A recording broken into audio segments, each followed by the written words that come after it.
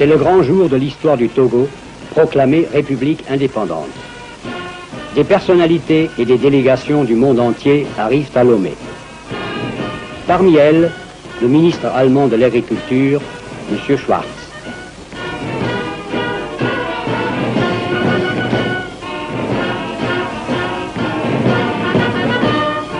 Le ministre fédéral et son ambassadeur, M. von Turek, représentant la République fédérale, ont vite établi des contacts cordiaux avec les parlementaires togolais responsables de l'avenir politique du Togo.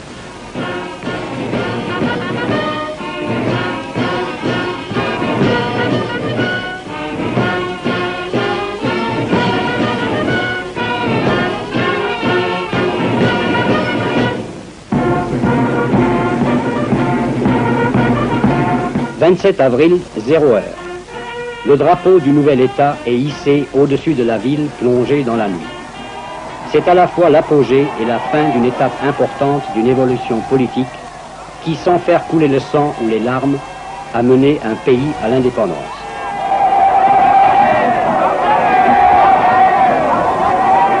M. Sylvanus Olympio, Premier ministre du Togo, remercie dans son allocution l'Allemagne et la France qui, toutes deux, administrèrent le Togo dans un esprit d'entraide et de compréhension et non en puissance coloniale. Lomé dans la liesse.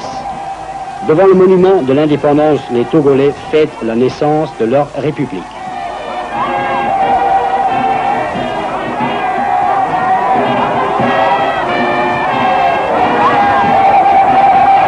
Le Premier ministre rayonnant salue ses hôtes et la foule délirante de ses joyeux concitoyens.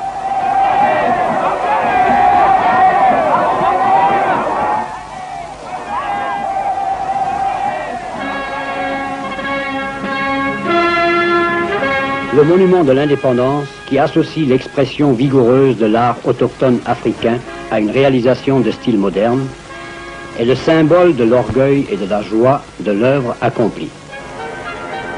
L'indépendance, l'autonomie d'un jeune État.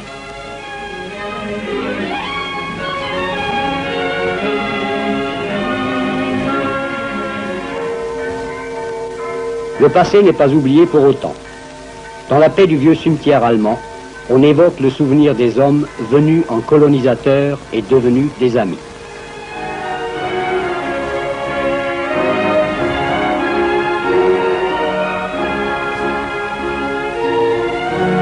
Sur la tombe du gouverneur Köhler, qui administra la colonie de 1895 à 1902, et fut le seul haut dignitaire allemand à trouver son dernier repos en terre togolaise, le ministre fédéral, M. Schwarz, dépose la couronne du gouvernement fédéral d'Allemagne.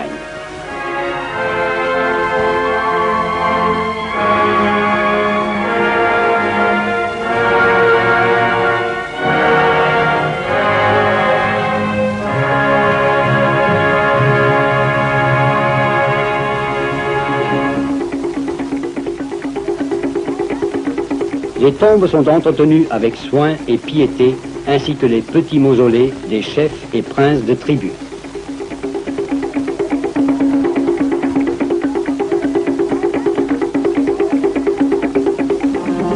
Devant l'édifice gouvernemental, la garde rend les honneurs. L'ambassadeur des États-Unis présente ses lettres de créance.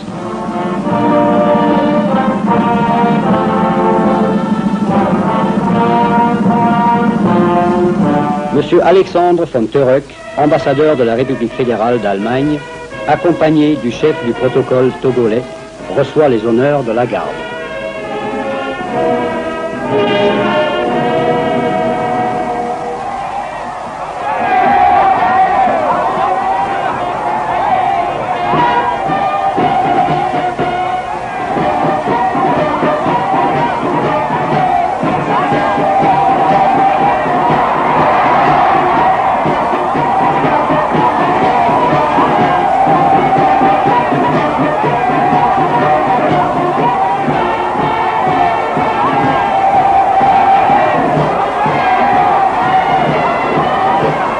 Des heures durant, les Togolais défilent devant leur premier gouvernement indépendant. L'armée est également présente à cette grande manifestation. Elle est encore modeste, et compte porter ses effectifs à 600 hommes au cours des années à venir.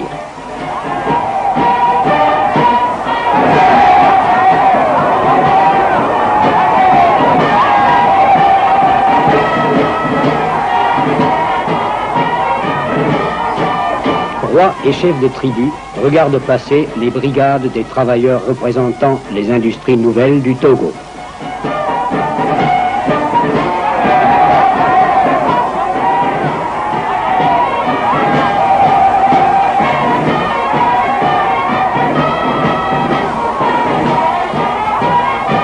Et puis, voici les enfants, futurs citoyens libres d'un jeune et fier État. Ce qui importe pour eux, aujourd'hui, c'est le jour de congé et le grand défilé.